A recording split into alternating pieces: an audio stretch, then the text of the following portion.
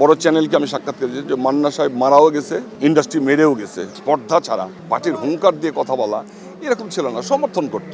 সংস্কৃতি কিভাবে চেঞ্জ হচ্ছে, এই আধুনিকতার কারণে আজকে কোন জায়গায় আমরা যাচ্ছি আমরা নিজেরাও বলতে পারি না। ভালো হওয়া খুব কঠিন ব্যাপার, খুব কঠিন ব্যাপার। মান্না আমাকে স্পেশালি একটু অন্যরকম ভালোবাসতো। এইভাবে আমাকে আবেগ ঘন করবেন না, আমি খুব আবেগ ছেলে। শরীফ ভাই ইচ্ছা প্রকাশ করেছিল, কিন্তু এই অনিয়মতান্ত্রিক কিছু জিনিস দেখে সে নিজেই আমাকে বারবার জিজ্ঞাসা করছে, সুশান্ত বলো তো নির্বাচন করা যায়? আমি ভাই আপনি কেন করবেন বলেন তো? যদি করেন তাহলে আপনাকে নিজেকে সেফ হয়ে যদি করতে পারেন, মান সম্মান বজায় রেখে যদি করতে পারেন তাহলে করেন, তুমি যদি দায়িত্ব নাও। আমি একজন বাংলাদেশ ফিল্ম ফাইটার বহুমুখী সময় সমিতির আমি একজন প্রেসিডেন্ট, রানিং প্রেসিডেন্ট ফাইটার অ্যাসোসিয়েশনের। তো আমার উপরে অনেক কিছুই শরীফ ভাইয়ের সঙ্গে আমার সঙ্গে মাঝে মধ্যেই কথা হয়, মাঝে মধ্যেই আমার সঙ্গে এত রিলেটেড সম্পর্ক। মানে চিন্তা করো, আপনি প্রথম এসে যখন এই শিল্পী সমিতিতে ঢুকছে আমাকে দেখছে, ভাই কেউ যে আমাকে জড়িয়ে ধরেছে, সে চোখের পানি ছেড়ে দিয়েছে, আমারও খারাপ লাগছে। তো এই ধরনের শরীফ ভাইয়ের সাথে সম্পর্ক আমার, কেন তার দীর্ঘ আজকে 40 বছর যাবৎ তার সঙ্গে আমার এত ছোট ভাই বড় ভাইয়ের যে রিলেশন এত গভীর, এটা বোঝায় শেষ করা যাবে না। শরীফ ভাই আসলে আমার জন্য অমায়িক, আমার জন্য একজন বড় ভাই, অভিভাবক। আমাদের সংখ্যাগরিষ্ঠতা, বিএনপির সংখ্যাগরিষ্ঠতা খুবই কম ছিল। আগের থেকেই আমলিকের সাংস্কৃতিক যে আমলিকপনা এগুলো ছিল, কিন্তু সরাসরি এইভাবে এতটুক মানে স্পর্ধা ছাড়া কথা বলা, মানে পার্টির হুঙ্কার দিয়ে কথা বলা এরকম ছিল না, সমর্থন করতো। ফেরদৌস যেটা করে গেল, তারপরে আমাদের ফারুক ভাই, কবরী আপা, এই কিছুদিন এই পরিবর্তনটা আসছে খুব যে বেশি তা নয়। কেন এটা হলো জানি না। সংস্কৃতি কিভাবে চেঞ্জ হচ্ছে, এই আধুনিকতার কারণে আজকে কোন জায়গায় আমরা যাচ্ছি আমরা নিজেরাও বলতে পারি না। তবে এতটুকু বলবো যে সবার এই জ্ঞানটুকু দিক যে শিল্পী মানে সমস্ত জনগণ, সমস্ত মানুষের ভালোবাসার পাত্র। মান্না সাহেব প্রথম আমাকে বিদেশ নিয়ে যাওয়া শিখছে, শুটিং করে আসছি বিদেশে ওনাকে নিয়ে। আর মান্না আমাকে স্পেশালি একটু অন্যরকম ভালোবাসতো, একদম ডিফারেন্ট, ইন্ডাস্ট্রির ডিফারেন্ট।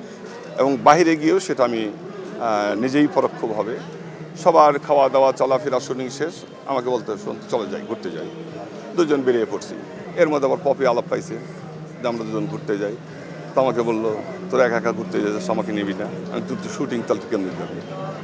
বল শুটিংয়ের ফাঁকে যাবো, চল। তো এরকমভাবে আমি আর পপি হয়ে গেছে, এক জায়গায় গেছি, এদিকে শুটিং টাইম খুঁজে পাচ্ছে না, পরে বকাবকি, হ্যাঁ আমরা শুটিং করতে আসছি আর তোমরা ঘুরে বেড়াচ্ছ, আড্ডা দাও। ইভেন সবচেয়ে বড় বিষয় হলো যে যেদিন মারা যায় উনি, বৃহস্পতিবার রাত্রি যখন পুনে দুটো আমাকে ফোন দিল যে শান্ত ওস্তাদ আমার তো বুকে ব্যথা করছে, কালকে তোমার শুটিং আছে? আমি না, কালকে আমার শুটিং না, পরশু দিন আছে। কয় কালকেও তোমার শুটিং আছে? তো আমি এখন কই আপনি? কয় আমি সোনারগাঁ। তো সোনারগাঁ এত রাতে কী করেন? কালকে সকালে শুটিং, আপনি জানগা বাসায়, ঠান্ডা পানি খেয়ে জানগা বাসায়, কালকে আবার শুটিং আসবেন না? কয় কালকে তুমি আসো, একটু কাজ আছে, কথা আছে। এই যাওয়া রাত্রি 4টার দিকে মিন্টু নামে এক ছেলে, ওনার অ্যাসিস্ট্যান্ট ছিল, মান্না ভাইয়ের অ্যাসিস্ট্যান্ট, উনি আমাকে ফোন দিয়েছে। ফোন দেওয়ার পরে বলছে ওস্তাদ ভাই তো অসুস্থ, ভীষণ অসুস্থ, আমরা হাসপাতালে যাচ্ছি, এই শেষ কথা। তারপরে আর কোনো কথা হয় নাই। পরে তো 7:30টার দিকে 8টার দিকে জানতে পারলাম সেই ইউনাইটেড হাসপাতালে মৃত্যুর সঙ্গে পাঞ্জা লড়ছে। দাদা আমাকে এইভাবে আবেগ ঘন করবেন না, আমি খুব আবেগ ছেলে। আমি আসলে বোঝাতে পারবো না যে আমার কি গেছে, এটা আমি বোঝা শেষ করতে পারবো না।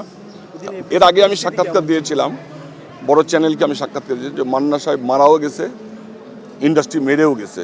তো এটা আমি কষ্টের থেকেই বলেছিলাম, এখনই সেটাই বলছি। এগুলার ফিরে আসবেন। প্রত্যেকটা ভোটারগণ আমাকে চেনেন, ব্যক্তিগতভাবে চেনেন এবং সবাই ভালো জানেন। সবার সঙ্গেই মোটামুটি কথা হয় এবং যাদেরকে আমি ফোন করছি তারা যে রেসপন্স করছে, যেভাবে কথা বলছে, তাতে আমি ভীষণ আনন্দিত।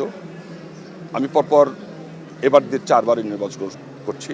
তো আমাকে কেন যেন আমার শিল্পী ভাই ব্রাদার যারা আছে আমাকে এক নামে চিনে এবং আমাকে প্রত্যেকেই বলে যে আপনার এখানে উপযুক্ত জায়গা, আপনি দাঁড়ান, থাকেন, আপনি একজন ভালো মানুষ। আমি কতটুকু ভালো মানুষ আমি জানি না, তবে ভালো হওয়া খুব কঠিন ব্যাপার, খুব কঠিন ব্যাপার। তো এই চেষ্টাটা আমার থাকবে যে আমি খুব কাছাকাছি যেন সবার সান্নিধ্য লাভ করতে পারি, ভালোবাসা আদায় করতে পারি।